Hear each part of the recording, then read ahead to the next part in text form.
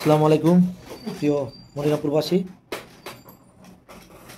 এই মুহূর্তে একটি দুঃখের সংবাদ বলার জন্য আপনাদের সামনে হাজির হয়েছি। বাজিতপুর মুক্তিযোদ্ধা কলেজের প্রভাষক চাঁদপুর নিবাসী রণদীপ দাস টুলু ও তার সহধর্মিণী মনিরামপুর জনস্বাস্থ্য প্রকৌশলের চাকরিজীবী পাপিয়া দাস আজ দুপুর 12:30টার দিকে বাকশপোল বাজারে ট্রলির সাথে দুর্ঘটনায় দুজনে মৃত্যুবরণ করেছেন।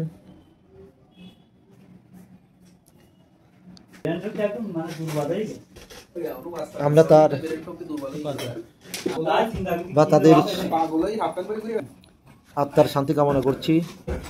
মহান সৃষ্টিকর্তা যেন তাকে ভালো রাখেন, শান্তিতে রাখেন এবং তার পরিবারে যারা আছেন তারা যেন দ্রুতই এই শোক কাটিয়ে উঠতে পারে সেই কামনা করছি।